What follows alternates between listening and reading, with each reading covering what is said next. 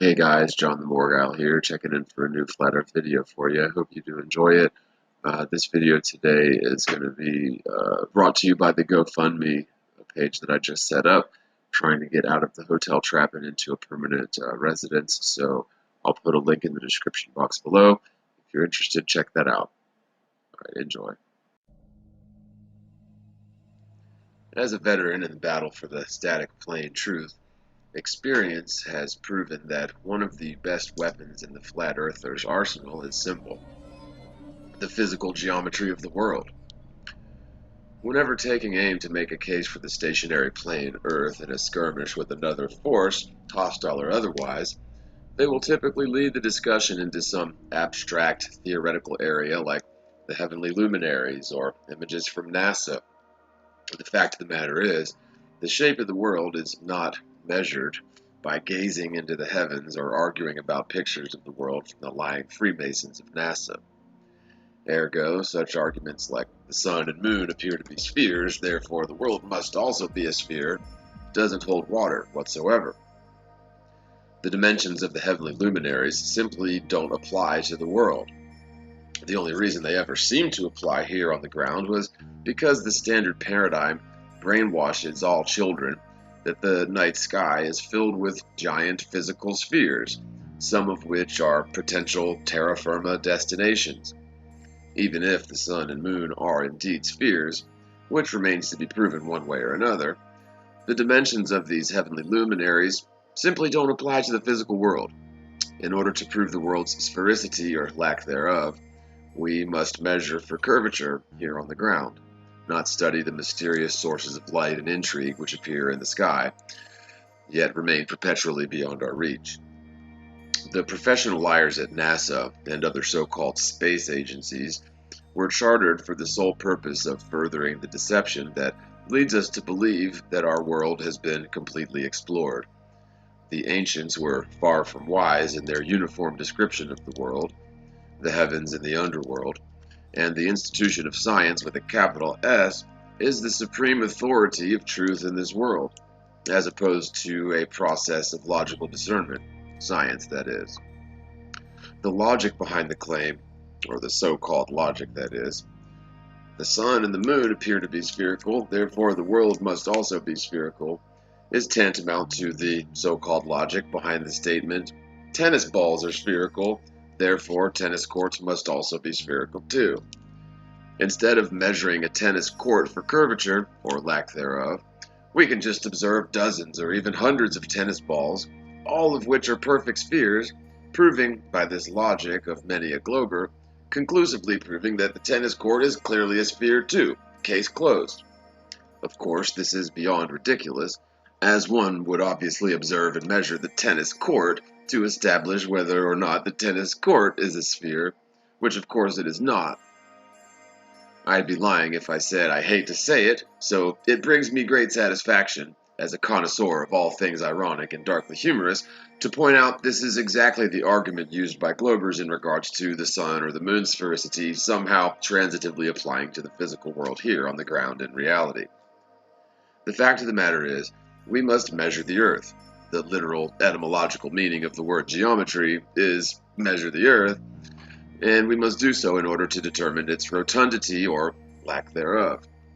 One doesn't measure the tennis ball or dozens or even hundreds of tennis balls in order to determine the dimensions of the tennis court, and as such, one should not observe the sun or the moon or the wandering stars in order to determine the dimensions of the world. Since we are indeed very, very small in comparison to the world, it is a difficult task to measure the world for sphericity or necessary curvature if it was indeed a sphere. In order to do so, one must begin with some logical method of first establishing exactly how much curvature should be expected upon the world, assuming for argument's sake that it is indeed a sphere, and then begin measuring for the world's curvature to find out if it actually exists. Furthermore, while the world presents complications in the effort to prove curvature, in the form of hills and valleys, large bodies of water provide a much more suitable profile for such metrics, as water is free of topography, hills and valleys. Furthermore, standing non-tidal waters are better still than tidal waters, which are prone to the ebb and flow of tidal cycles, and wave troughs which cause optical or false horizons. So, to begin this exercise in geometry, let's assume that the world is a sphere, with an equatorial circumference of about 25,000 miles. Indeed, one thing globers and flurfers can agree on is the distance around the equator, so this figure is not up for debate, as far as I can tell. Of course, since I have yet to visit the equator, let alone circumnavigate it, the equatorial circumference of 25,000 miles is not something which I or some other flat earther has come up with on our own volition. The caveats we must post up in these discussions brings us no joy, for the record. It's worth mentioning that you will find very few, if any, globe Earth proponents who will humor a hypothesis which lies outside of their comfort zone. In fact, they will generally disregard any such experiment or demonstration or even conversation, for everyone knows the Earth is a ball, so why would we waste our time testing the conventional wisdom for something as ridiculous as geological rotundity? All flat Earth proponents will necessarily partake in such exercises to test the conventional wisdom without a second thought. This is by the very nature of flat earthers, as we've necessarily underwent a sort of metamorphosis which begins with questioning the conventional wisdom. The essence of science, in fact, which is humoring hypothesis, no matter how strange or uncomfortable the process may be, in the attempt to disprove some conventional wisdom or another. By doing this, we can only come closer to the truth, either by enhancing and reinforcing our current understanding, or, as in the case of flat Earth, surprisingly overturning some carved-in-stone conventional wisdom with new facts or new methods of viewing the world which were not on the proverbial radar previously. Beginning with these assumptions, we can use simple geometry and spherical trigonometry to calculate exactly how curved the world should be before we can go about measuring the world to see whether or not such curvature actually exists in reality. Thankfully, that work has been done manually over 150 years ago and confirmed by computer software such as AutoCAD. The first person to determine the hip pocket formula used by all flat earthers was Dr. Samuel Rowbotham, author of the groundbreaking book Zetetic Astronomy, Earth Not a Globe, written back in 1865. I'll put a card right here to the audiobook of Zetetic, which I recorded a few years back for your convenience, and I'll put a link at the end. So, reading an excerpt from Zetetic Astronomy, starting at page 7, if the Earth is a globe and 25,000 miles in circumference, the surface of all standing water must have a certain degree of convexity.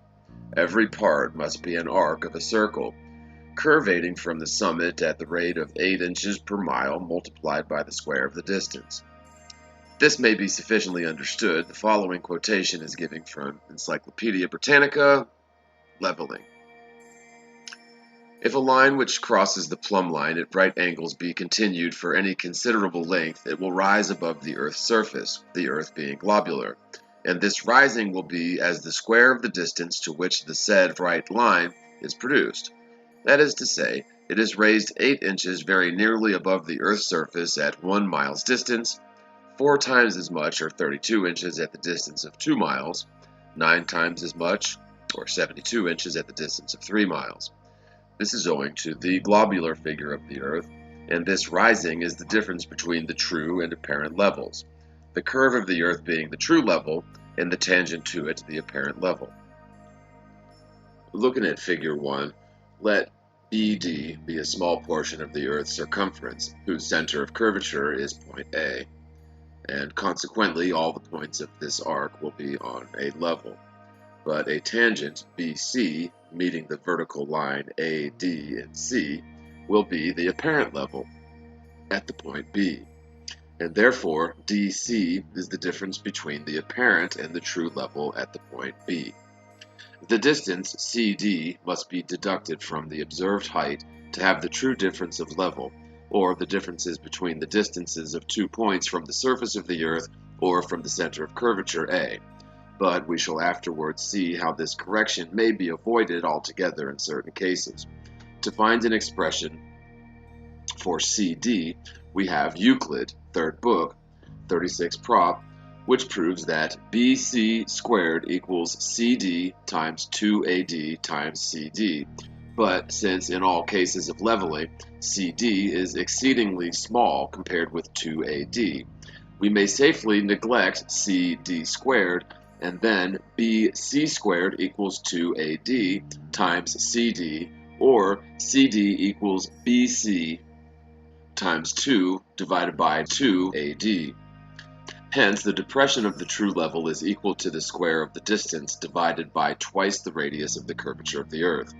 For example, taking a distance of 4 miles, the square of 4 equals 16, and putting down twice the radius of the Earth's curvature, as in round figures about 8,000 miles, we make the depression on 4 miles equals 16 divided by 8,000 of a mile equals 16 times 1760 over 8,000. Yards equals 175 over 50.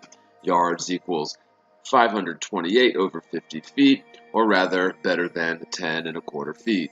Or, if we take the mean radius of the Earth as the mean radius of its curvature, and consequently 2AD equals 7,912 miles, then 5,280 feet being 1 mile, we shall have CD, the expression in inches, 5280 times 12 times BC times 2 divided by 7912 equals 8,008 BC squared inches.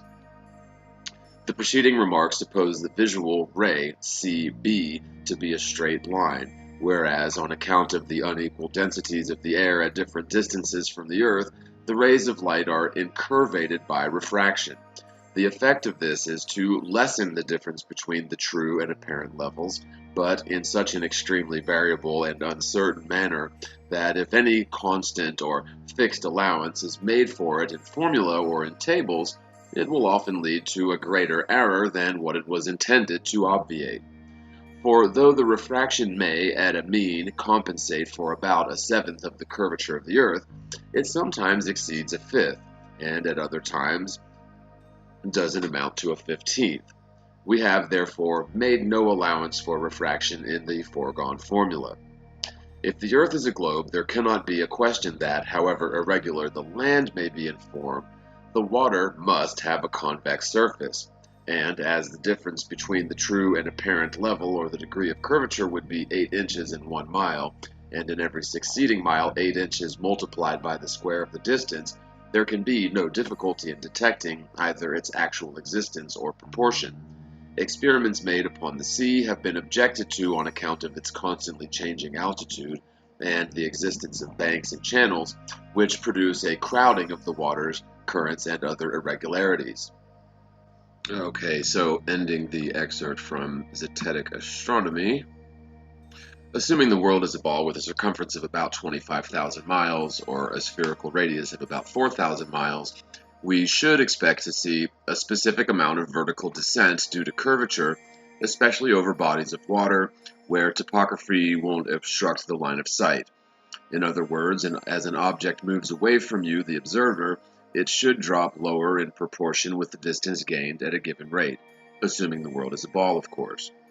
It's important to reiterate that it is not I who's coming up with these numbers for the ball Earth.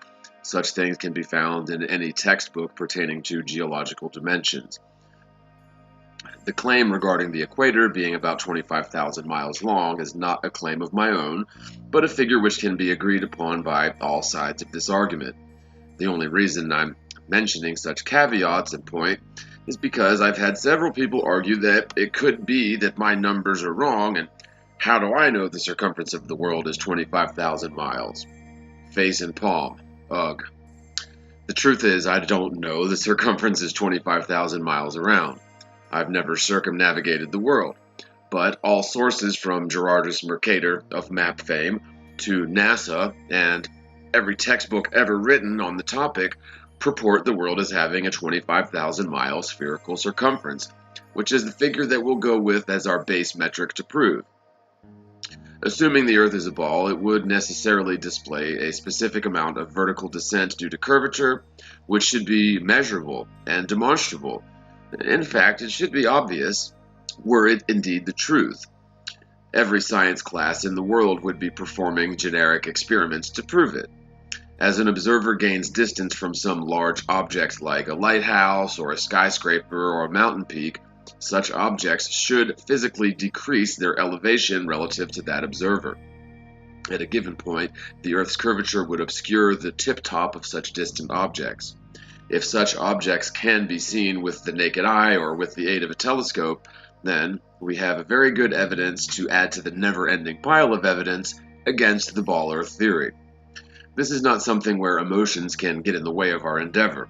Either the Earth is a ball which obscures distant objects beneath the horizon, or it isn't. Very cut and dried, although refraction does become a variable which can muddy the discussion, but we'll get to that later. We should quickly ask ourselves, why is it that we were not taught about such geometry in school? Why didn't we have such exercises to prove the world's curvature? You'd think that every middle school or high school math class would include a section where they estimate the vertical descent of objects due to Earth curvature according to an observer on some given ball. They might even have several different sized spheres and a variety of little observers on a pop quiz. So like an ant on a basketball or a lizard on a beach ball. And at the end of the semester, the class might take a field trip to the ocean or some large lake where they could demonstrate the method to prove Earth's curvature by some practical experiment. Unfortunately, no such curriculum exists for one very good reason. Because no such curvature exists, and so any class exercise dedicated to establishing the expected geological curvature per mile and measuring for it would chuck out newbie flat earthers by the droves, something wholly unthinkable to the federally controlled educational system. And of course, the cat would be out of the bag for all the teachers, too. Instead, the curriculum is devoid of any such exercise or experiment. This is no surprise, as classrooms are dedicated to teaching children what to think and what to believe, as opposed to showing them how to think for themselves, how to exercise discernment, how to use the scientific method for practical purposes, other than passing the test by arriving at conclusions which are carved in stone as correct. The institution is thus cemented in the student's mind as the authority on truth and correctness, while the average person's ability to reason atrophies, and the student's ability to regurgitate factoids becomes the metric by which their success in the classroom is gauged. The school system is designed to produce essential slaves, just smart enough to function in our society, and just daft enough not to question the authority of the institution. Anyone asking tough questions which disagree with the curriculum or, God forbid, disagreeing with the institution are stigmatized and do not advance through the degrees of education. The truth is, the only group of people interested in measuring for geological curvature and establishing such an equation that we can use for exercises to prove it are flat Earth proponents. All flat earthers were once globe Earth believers who went through the process of humoring this admittedly bizarre and unusual hypothesis and came out the other side social pariahs with a contagious case of flat Earth cooties. The reason globe Earth proponents are not espoused to the curvature formula and the related exercises of physically measuring the world is because, well, they are now flat earthers. Globe Earth belief is mutually exclusive to such exercises because, well, the world is a stationary plane. As a youngster growing up, I remember my father telling me that an object can only be seen in the distance for some given number of miles due to the Earth's curvature. However, the topic was never really discussed much further than that, and I thought it was an interesting point to ponder. Of course, we now understand that it isn't curvature which obscures the line of sight towards distant objects. Instead, objects in the distance vanish due to the subjective laws of perspective, coupled with the physical phenomenon of refraction. We live in a world with an atmosphere which entails a gradient density of air, with the higher density air finding its state of equilibrium at rest, lower to the ground, and decreasing density atmosphere naturally resting at higher elevations. The reason for this natural orientation of air density is the topic of an entirely separate video, but for the purposes of this one, suffice to say that our world naturally stacks matter with the highest density matter below the lighter, less dense matter, with a gradient density diminishing to practically nothing at the elevation of, say, weather balloons some 20 or 30 miles up. This density gradient of atmosphere creates conditions which cause inbound light from the sun, stars, and the moon to alter its rectilinear course of travel due to the measurable phenomenon called refraction. While light may travel in perfectly rectilinear paths in a vacuum, it simply doesn't travel in perpetual straight lines when passing through varying density or temperature media, such as our atmosphere. This causes an illusion of sorts, which makes distant objects appear in a different elevation than they actually are. This applies to distant objects near the horizon as well as objects overhead, such as the heavenly luminaries. So there is an apparent position of the moon overhead and an actual position of the moon overhead which cannot be seen with the eye, the two of which these positions are different directions in space. So if you point to where you see the moon or where you see the sun, you will not actually be pointing in the direction of the moon or the sun. Only at the point when it is perfectly overhead, 90 degrees above you at the 12 o'clock position per se, are the actual sun and the apparent sun in unison. The refraction index is 0.0 whenever the sun is directly overhead. The amount of this apparent displacement of a distant object due to refraction varies depending on a number of conditions, including the makeup of the air, particulates, temperature, humidity, and the angle of attack of the light through the atmosphere, where the least amount of refraction will be present at 90 degrees, and increasing amount of refraction as that angle strays away from 90 degrees. So when the sun or the moon appear to set beneath the horizon, much of the vertical descent of these objects is only apparent and is indeed due to refraction, combined of course with the subjective operation of perspective. In other words, when the moon is seen near the horizon, it isn't actually near the horizon, it merely appears that way due to the perspective and in large part due to refraction. In fact, the sun and the moon operate on a singular plane, we'll call it the astronomical plane or the astral plane. Never do any of the celestial objects come anywhere near the ground. This optical phenomenon is the perfect setting to naturally mislead us into the belief of a ball Earth. As ironic as it is, it's the truth. On the local level, light certainly appears to travel in straight lines, and it more or less does. This gives us a false sense of understanding to the macro level. For on a large scale, light simply doesn't travel in straight line paths, and a variety of perturbances affect the path of light. Using a laser pointer, you can demonstrate just how much light can indeed stray from the straight line path. Using a fish tank filled with water, simply add some sugar without stirring to create a density gradient atmosphere within the fish tank on a much smaller scale. The other big part of the sunset or the moonset that we're describing is, of course, perspective. While the sun and moon indeed adhere to the subjective operations of perspective, they are quite unlike anything we can tangibly work with on small scales here in reality, on the ground. The reason being is the sun and moon are quite distant from we little observers, and yet they are still visible.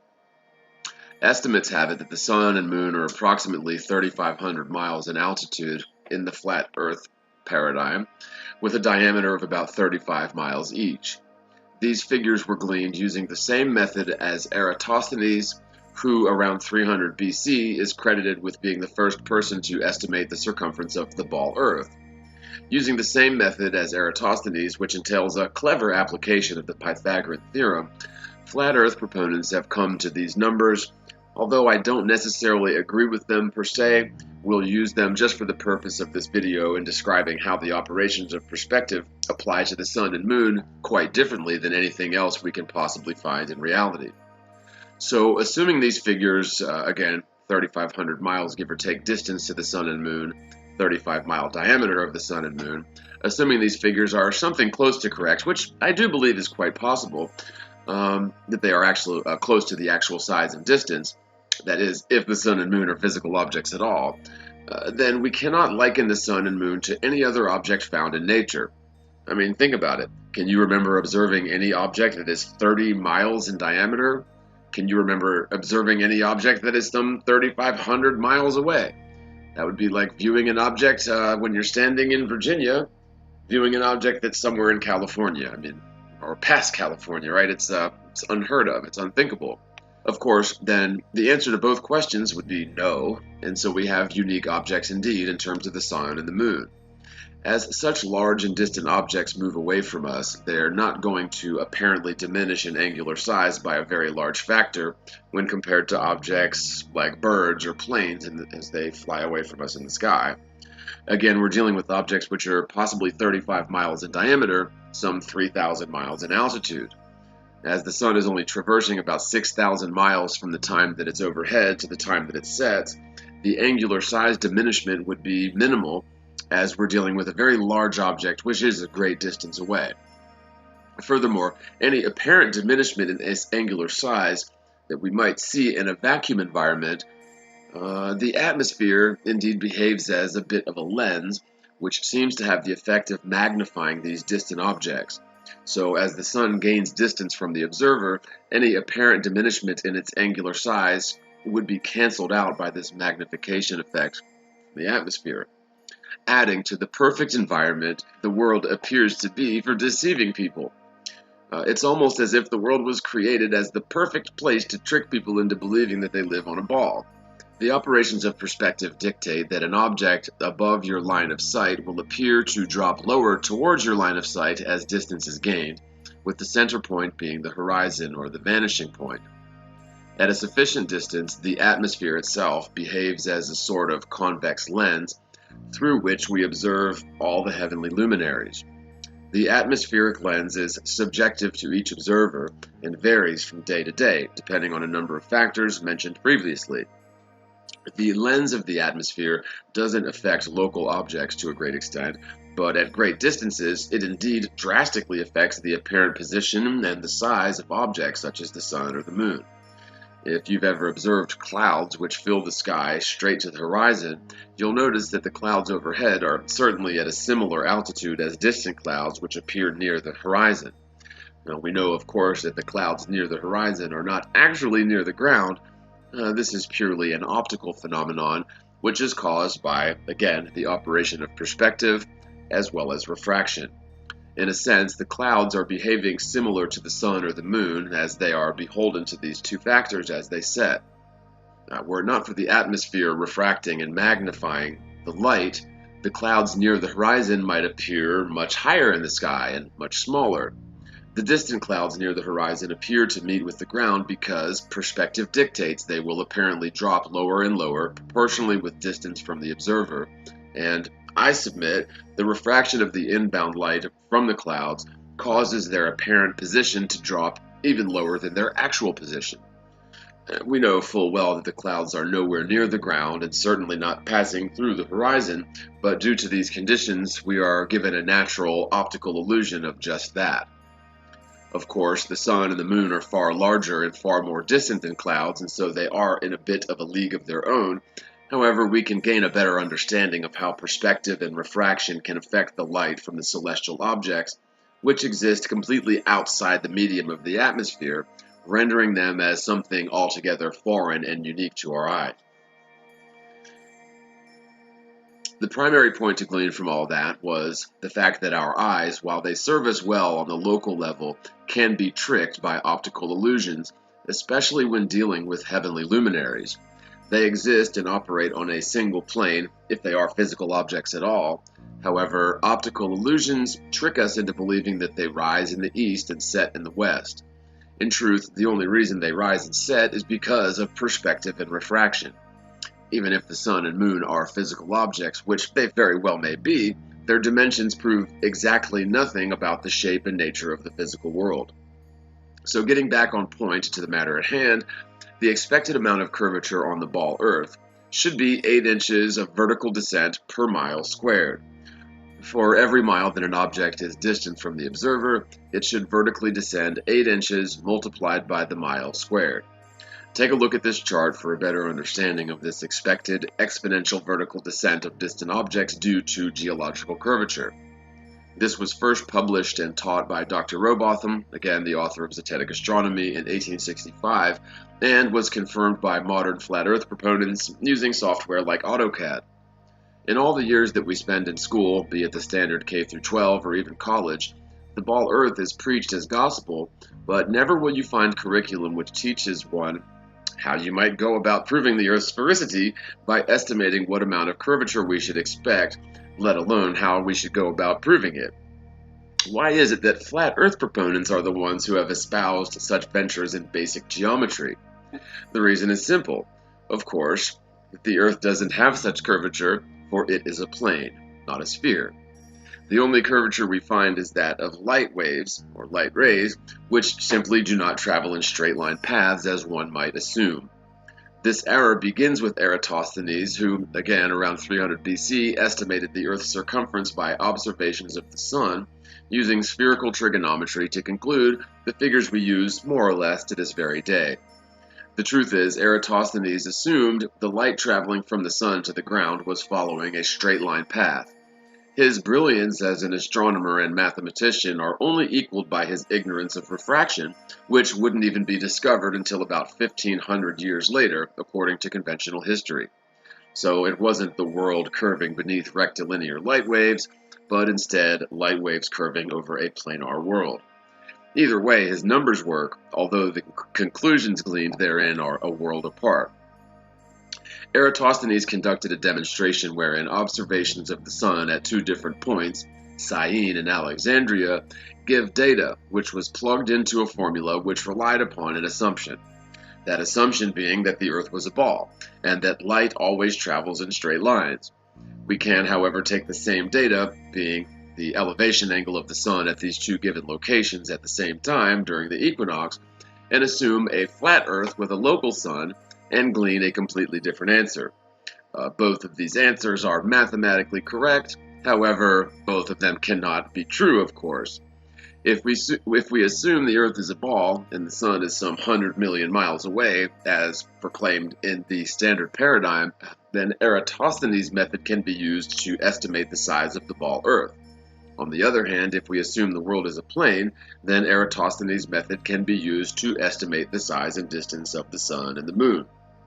This comes with yet another caveat, which is to say, we must consider the effect which refraction and atmospheric lensing has on this trigonometry, which simply cannot work in either scenario, as trig calculations only work if the lines of your triangle are straight. Since we know for a fact that the light coming from the Sun is being perturbed by a number of factors, not least of which is atmospheric lensing and refraction, then any figures gleaned using Eratosthenes' method are merely anecdotal, and while they are a good starting point for hip pocket calculations or a rough understanding of the world, they shouldn't be used as precise measurements, be the world a plane or a sphere. Many people find it hard to determine what difference it makes whether the Earth is a ball or a plane. What motive could there possibly be to trick everyone into believing such an absurd lie? What difference does it make in one's day-to-day life whether the Earth is a ball or a plane? The fact of the matter is, it really makes no difference at all. That is, the physical properties of the world and its shape. Such details will not affect the day-to-day life of really anyone in the world. So what does make a difference, in my opinion, is the entire paradigm which comes with the ball Earth theory, which places practically zero significance in the world in the grand scheme of things, as the universe is practically infinite and is allegedly filled with billions and trillions of planets and solar systems similar to our own, if not far greater than our own. But when we realize the world is a plane which is fixed and immovable, the Sun and the Moon and the stars are merely secondary, minor features above the world, and nothing is analogous to the world in the whole universe, not even close, our world and thus ourselves become far more relevant, far more important, special, and unique in the grand scheme of things. When we realize that all the science fiction programming over the last few generations is simply fictitious propaganda, fantasy, designed to sap our sense of self-worth, It's almost as if we were placed here in this mysterious world for a very specific purpose, and at some point we were deceived into the current state of believing we are of little to no significance.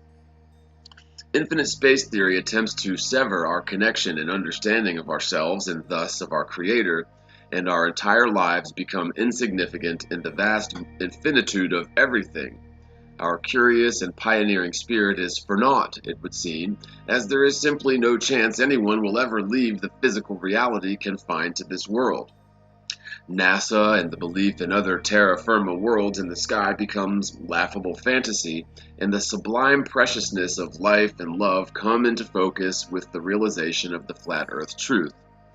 Under the standard paradigm, all ancient cultures, and especially the goat herders of the Fertile Crescent who penned the Bible, are well-meaning ignoramuses who believed in things like heavens above and the underworld below, which were created by God for some specific purpose. The standard shtick is one where the entirety of human history is nothing more than a small ripple in the corner of some obscure galaxy. All of our collective achievements amount to the endeavors of an anthill, according to the standard worldview. We have been tricked into worshiping material things of no actual worth, and the truly important things like love, happiness, fellowship, and exploration of the unknown areas of the world are hardly considered worth a hill of beans. We've come to an extremely important crossroads in human history. After Lord knows how many generations of insidious deception, we have broken through the lies of some wicked deceiver and have begun the process of revelation. The world is alight with the spirit of discernment, where the authority on what is true and correct is no longer found in some book or some institution, but within ourselves. We are no longer satisfied with memorizing factoids and regurgitating them later for a good grade on the test. Practically all of the highly esteemed institutions on this world have been found to be rife with erroneous dogma, which is being exposed and corrected at an astonishing rate. Everything from all flavors of theoretical science, history, and religion have been exposed as deceptions, or at least containing a great amount of deceptions, cleverly crafted to imprison our minds and our spirits. Now that this spirit has been unlocked and unleashed, the world has become a place which once again holds mysteries and frontiers which we need to be focusing on, collectively. For generations, we've been misled into believing that we need not waste our time exploring beyond the known boundaries of our world, for there's nothing to see in, say, the Antarctic. We've been misled into believing that the frontier is actually in the sky, in space, which is nothing more than a laughable fantasy, propaganda which has ensnared the minds of entire generations. Now we are freed of this prison of the globe, and yet we still have one final step to take. The step where we are taken seriously in the world. We flat earthers are taken seriously in the world, and where we can focus our efforts on the actual frontier, not in the sky. If we could take the budget of, say, NASA and redirect it towards some actual frontier, some attainable frontier, and focus it on actual science as opposed to the theoretical nonsense, think of the strides we could make in progress. The entire infinite space theory is now out the window, meaning the world is of sublime importance in the grand scheme of things, and the stars overhead are merely secondary features of the world itself. This means that people are unique, special, and of sublime importance, and we've been insidiously tricked into believing the lies of evolution in order to separate us from our true purpose and our origins. If only we could help our brothers and sisters to snap out of the hypnotic and depressed state inherently tied to the infinite space paradigm, we could make huge strides towards a new golden age where the truly important things in the world become valuable once again, and the lying hierarchy and control of this world falls flat on its face. Thanks so much for watching, you guys. I really appreciate you taking the time to check out this video. Once again, this video is, as you can say, sponsored by the GoFundMe page that I recently set up, trying to find a home. My wife and I have been homeless, essentially living out of a hotel for quite some time now, and we just can't seem to get ahead. So if you're interested, I'll put a link in the description box below to the GoFundMe page, as well as to the regular avenues of PayPal and Patreon. If you'd like to help support this channel and see us continue surviving through these crazy and strange times, feel free to contribute. And if not, that's fine too. I know things are hard for everybody right now. So, one love, stay flat, love you guys, and I'll see you in the next video. Take care.